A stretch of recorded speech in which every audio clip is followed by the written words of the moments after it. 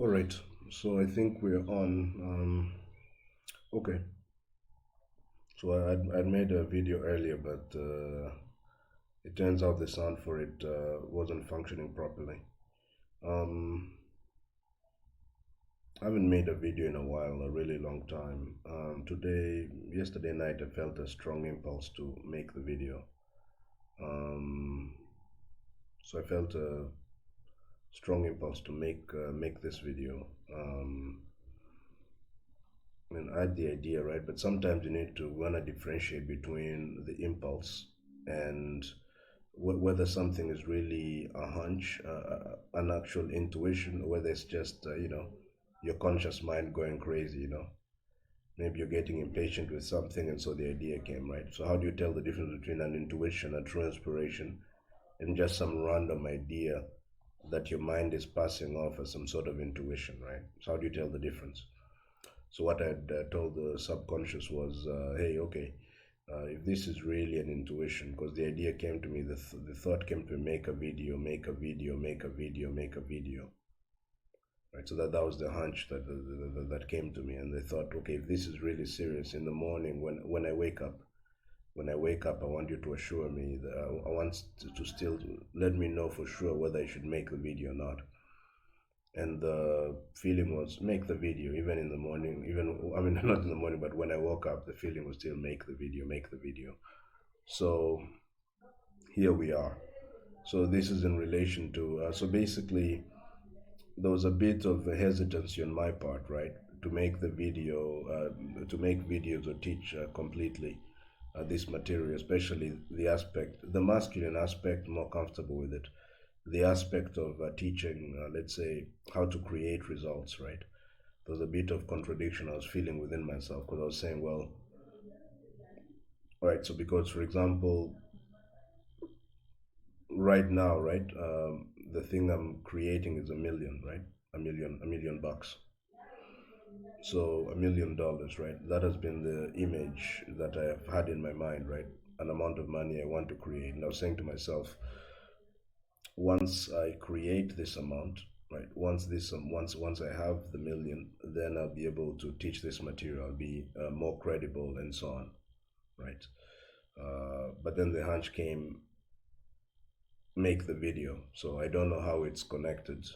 I don't know how this is connected to my goal, but I'll follow the hunch. Here's the video. So what should I speak about? I'm going to speak about well, the successes I've had with the principle, right? So what results have I produced so far? They're not really when it comes to applying this particular law.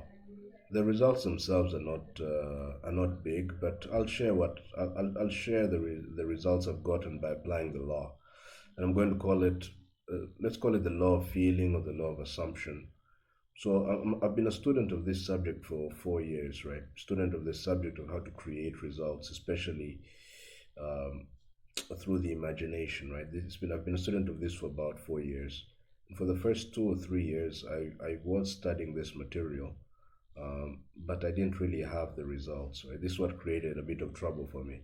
I was making videos, but I didn't have the results. I had some results, but um, not it's like but not enough to convince myself, right? Like there was obviously something missing in my understanding, right? And so things changed when I began to study. So I've studied many books on this subject, really many. At this point, I should have 4 years down the road. I think I should probably have like the equivalent of a PhD in this subject because I study it and I've been studying it intensely for the longest time. But the things had not totally clicked. It was not completely. It was not understood enough to produce results until I began to read The Power of Awareness by Neville Goddard. And I read Law and the Promise by Neville Goddard, and I saw how to apply it. Before I thought I knew how to apply it, but I didn't. My notion was before was repetition, right? Because I thought you just repeat something long enough, it goes into the subconscious, and that changes your life. Because once the subconscious accepts an idea, it's done. It's already done, right? But how do you send an idea to the subconscious? So I thought maybe repetition will do it, right? Maybe repetition will do it, but repetition in itself is repetition will work is like a means to an end. It's a way to try and sense something the subconscious. But the issue is it's not really the repetition that does it, but the feeling you have. And so for the longest time, I was making an error, which I believe many people make, which was repeating an idea to myself, but I wasn't holding what I wasn't feeling, right? That it's already done. So if you repeat the same idea to yourself a billion times, but you don't feel that it's already done, nothing's going to change, right? So I had to learn this the hard way. I had to learn this the hard way, right? And so the law of assumption was suggesting something different, the feeling, getting into the feeling of the wish fulfilled and staying there. I knew that if you feel something strongly, you influence the subconscious mind with it, but I had not understood the true importance of feeling, the emotion, that life corresponds to the feeling you have, right? And it's even things like creating an image, visualization are just designed to get you into the feeling of the wish fulfilled. It's the feeling that produces results. I had not really grasped this, so I'd created a lot of material which was very correct in many ways, but the feeling part was not there. So let me discuss some just results that I've gotten with the law of assumption. Some few stories. Some of them will seem really small, but they illustrate the principle. They illustrate the principle. So I'll start with one story. So before I'd always believed that this is one of the things that was holding me back. I believed in making things happen. This is the masculine way. And by the way, we should stay in the masculine, right? This is a men's. This is. I mean, my work is for men, right? So I believe so much that we need to be masculine, right? Set boundaries, etc. Be strong, Don't be ruled by women or let women think for you, etc. Totally there. And naturally, a part of what we like to do is to make things happen. Make things happen. And so typically, if typically I'd let's say create an image of what I want, and then I go ahead and make it happen. And I noticed the harder I tried to make things happen, the worse, the less results I got. Right? This idea of struggling, fighting, life is a fight, blah blah blah. It was inefficient. It was inefficient because if you think about it, just in normal life, the more force you put into something, the less intelligent you are, isn't it? For example, imagine somebody who is, like if somebody understands how a car functions, he understands how to drive. To him, driving is a pleasure, isn't it? It's a pleasure to drive, right? I mean, it drives at high speed and it's a lot of fun. It's a very easy thing, actually, right? Very easy. Oh, there's nothing to it. You can even be driving at high speed and having a conversation, right? That's how fun it is to him. And it's so easy and effortless, pretty much, right? Just turn the steering wheel this way, just put the leg here, no big deal. But to somebody who does not understand how to how to drive a car, then it's different. To him, it's really hard. He has to struggle a lot. He has to pay a lot of attention. He has to he has to hold on to the steering wheel, and to him it's a very stressful experience to drive, right? It can actually, I mean, not only can it drive him sick, just the stress of it can actually take his own life, right? He can wind up hitting something and is a danger to himself and others. So he's putting in so much effort and is actually endangering himself and many others, right? So this is if you find somebody like, imagine there's a door, right? Imagine there's a door. So the person who understands how the door works will just go and turn the handle and boom, he's in. With very little effort, he's in. But imagine there's a guy who doesn't understand how a door works. Imagine you found a guy who's trying to, punch the door, hit it with rocks, kick it in. You say, this guy is an idiot. Why are you doing all of that? Why not just go turn the knob, right? The person who applies the most force is the one who understands the least, right? So this is something I used to say. I didn't understand it as deeply as I do now. This is the same with creating things. You want to create a result. If you find yourself applying too much force, it implies, well, you don't know how to create things. You don't understand how to create things, right? And so I was making the error of having an image of what I want and then trying to force it to make it happen. That was the issue, trying to force the image, trying to make it happen. Um, and so what I learned to do was something that's kind of against what I'd been trained to do, right? I had to learn that I actually don't make things happen. I don't make things happen. Um, it's not me that does the work. I mean, all I can really do is think, feel, and be. I think of something, I feel it, and then a force takes over and does it. Like raising this hand, right? Raising my right hand here. All I did was have a thought. I want to raise my hand. And then something else took over. I don't know all that it took to raise this hand. What happened on the cellular level? How were the muscles moved? How did the brain react? What happened in the nervous system? I don't know all these details. But there's a force that understands the details. Otherwise, it would not be able to help me to raise this hand. All I do is think and something else takes over. I'm not the one who does the work. And if I insist on consciously lifting my hand, it's going to be a struggle. If I try to move the right muscle and try to figure out what to do on the cellular level and so on, I might take 10 years to figure out how to lift a hand. But if I trust the force, within a few seconds, the hand is lifted. You understand? So, so I decided to test the law and try to test it right. Can I get a result without doing a goddamn thing? Because what I was learning from Neville was that you don't actually.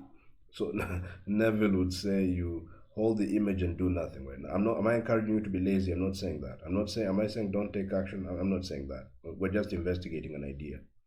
So the idea was okay, just hold the image and actually hold the feeling. Stay in the feeling that it's already done. Stay in that feeling, and that's it. Do nothing. It's like wait, that's just kind of nuts, man, right? Because you've always been taught you gotta do something and you gotta make it happen, bro. You gotta create a plan, you gotta execute the plan, you gotta have the right team around you, blah blah blah. So, but okay, right? Obviously, my way is not working, right? My way is not working. It's not getting me the results I want. I'm gonna try something different. So I decided to run a test. Simple test, but it's actually not that simple. So what I did was I have a little brother E, and we'll just call him E, little brother E. And I mean, I suddenly had I wanted him to bring me water, but I wanted him to bring me water without me asking for it or without me telling anybody. So I'm just going to hold the idea in my mind that he should bring me water, but I'm not going to tell anyone about it. Now, the thing is, E at the time was around 7 years old, okay? And he never does anything unless you ask him to do it, bro. He's a typical boy, right? Lazy as fuck. Doesn't want to do anything until you tell him to, right? So obviously, he's not just gonna volunteer to bring you water unless you ask for it, bro. He'd rather go out and play with his friends or something, right? Watch a movie or something like that. So he had never, ever, ever brought me water before. And if I didn't ask him for it, I mean, consciously speaking, logically, I could not see how. If I just sit here and see him bringing water to me, the guy never does, and I don't tell anybody about this intention. Because if I told someone, it's okay, at least I can tell my friend, and the friend will tell him. So indirectly, so technically, he brought it to me without me telling him. But no, no, no, I didn't allow for that. I'm not gonna. I'm gonna keep. Nobody other than myself is gonna know that I want that. Nobody other than myself is gonna know that I want E to bring me. I want E to bring me a glass of water. Even I'm not gonna tell him. I'm just gonna let the force do it, right? So this looks kind of silly, bro. Right? Kind of stupid. How the heck is it gonna happen? This will never happen. But I applied how the way Neville says it. So I felt that it's already done, right? So I saw in my mind him bringing me water, and I must have gotten into the feeling of it too. That he's brought me the water. That's it. Just the feeling that it's already done. And for about 5 or 6 days, nothing happened, right? And every time I'd think of, but how is it going to happen? I'd quickly dismiss that idea and return to the image that he's already brought me the glass. He's already brought me the glass. I already have that feeling right there. I just stayed with that, right? And then one night, it turns out my little sister had been observing me every night, and she had noticed, right? My little sister had noticed that every night I keep drinking water, right? I don't normally, so she suddenly was paying attention to it, from what I can gather, right? But she was, let's just say she was paying attention to it. I don't know what she was doing for it. She paid attention to it. The way I know is because of what happened next. So then about 5 or 6 days later, my little sister, at night when I'm on the dining table just working on my computer and so on, tells my little brother, "Hey," so they call me Ya Christian, which means older brother. Ya is a term of respect. So say, "Hey," so my little sister tells my little brother, "Hey, Ya Christian always drinks water. Always drinks water at night. Why don't you bring him some water?" And so I fully hadn't understood what was going on because I was on the computer a little distracted, but I was aware of that instruction, but I didn't see how it connected because I'd actually forgotten about it. Wasn't like the top priority on my mind, a glass of water. So my little brother goes and instead of bringing a glass, he brings a jug of water. A jug contains a jug contains many glasses of water, so it was more than what I had asked for. And then he brought it to me, right? And the moment he brought it to me, I remembered the image I had been trying to create.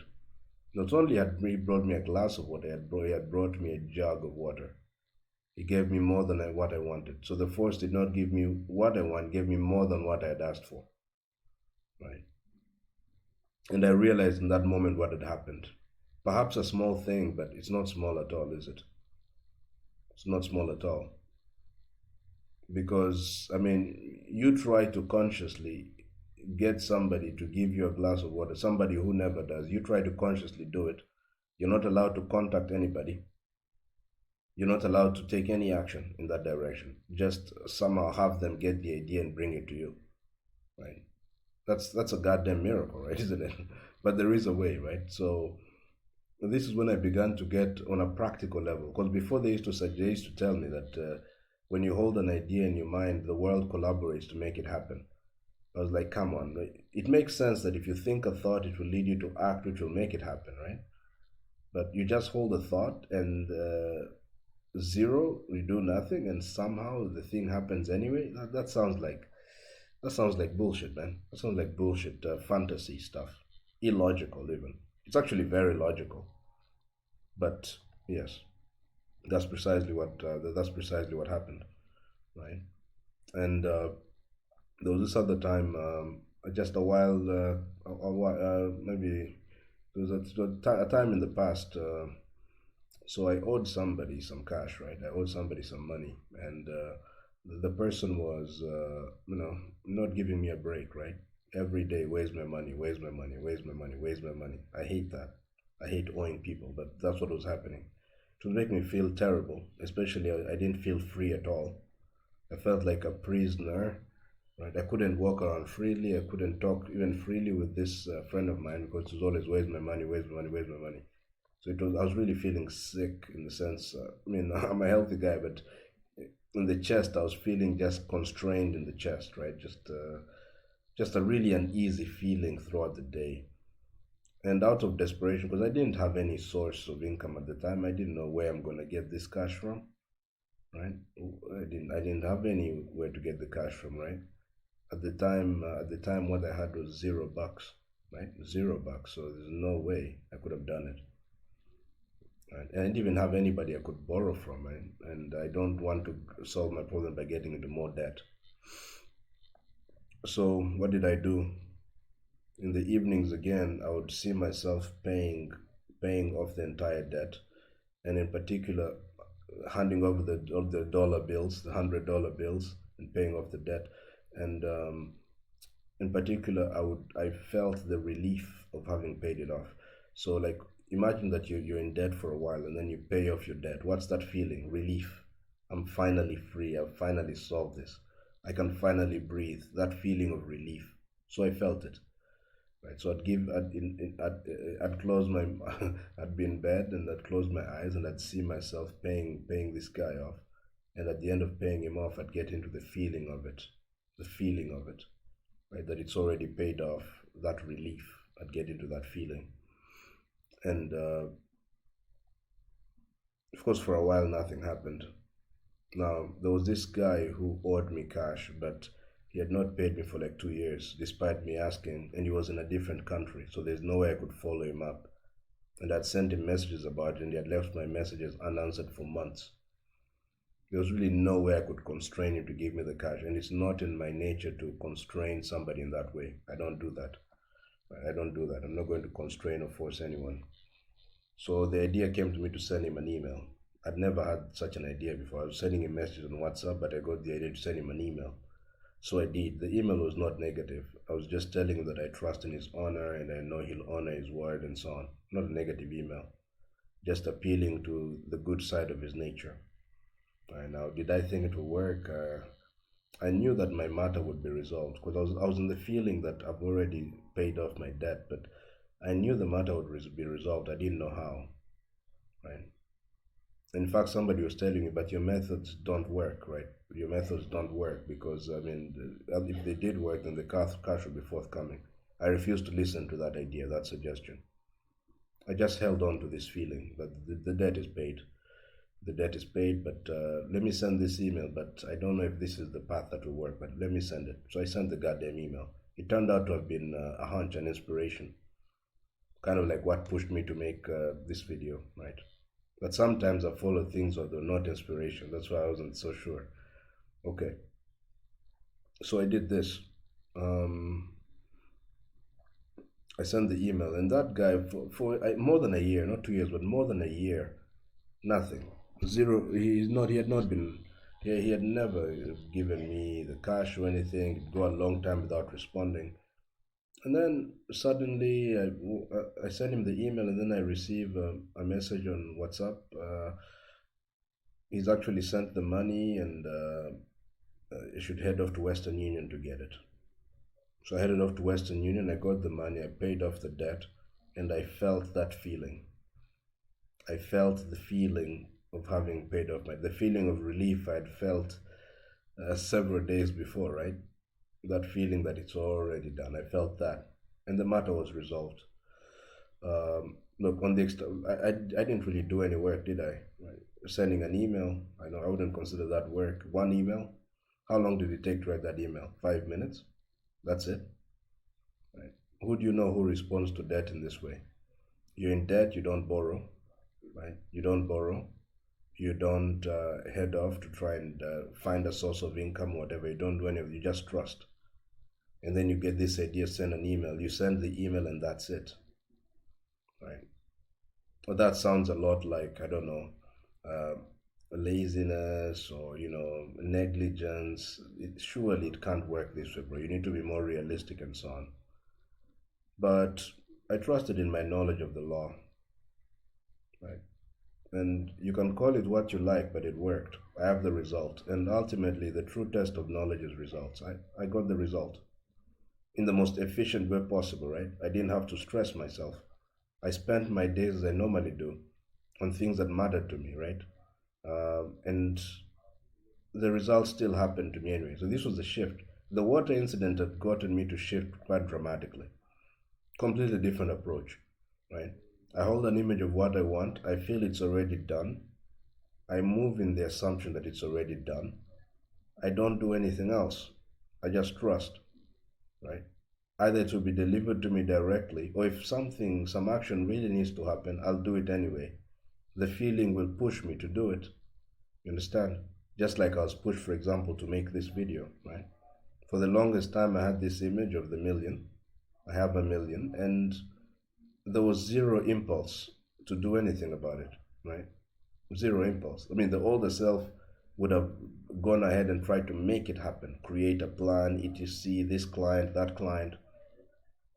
I didn't do any of that. I just held on to the image.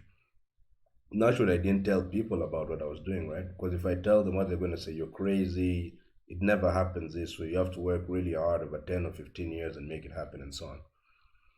So I just kept it to myself. I only told my girlfriend because she's the only one who understands this sort of thing.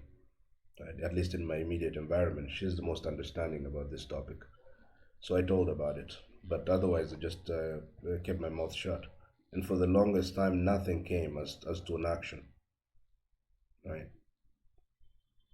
And nothing came. But then, yesterday night, make the video. So here's the video, right?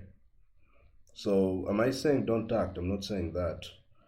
I'm just saying that the action, the action has to be the different kinds of action. There's action that comes from compulsiveness and fear. When you're trying to make it happen, it means you're saying, if I don't do anything, it will not happen. It means you're not convinced that it's already done, or you're trying to make it happen. There's another type of action that comes from, it's different. It comes from the wish fulfilled. It's like an inspiration type action, right? So when you stay in this feeling that it's already done, then that feeling itself will direct you, bro. If you need to make a plan, the feeling will push you to make a plan. If you need to meet people, it will push you to. If you need to make a seminar, it will push you to make the seminar, right? I mean, I'm active during the day, but uh, yeah, I am active during the day. But the difference is that my actions are, how to say, they're hard things, right? So, for example, Monday to Friday, I do 60 push-ups a day, and so on. And then there's chest training, and then there's a lot of study, reading, thinking, and so on. So, this is not easy stuff. This is not easy stuff. But those actions are different. They're not the actions based on fear. If I don't do this, nothing will happen. No, those actions are based on. They come from the. It's like they're kind of what to say. They're inspired actions. They're difficult, obviously. Right? It's not easy to do 60 push-ups a day and so on, 5 days a week.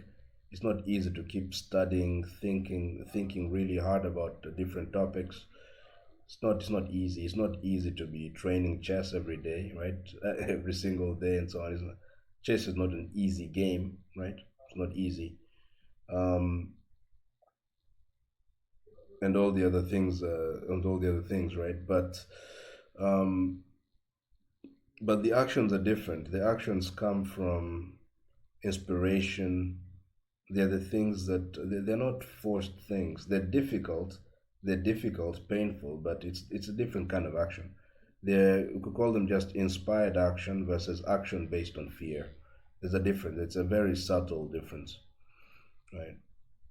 So, anyways, that was the impulse today, was to make this video for you. So here's the video. Yep, that's it. I think I should end it here. I've already rambled on for too long. Let's stop recording.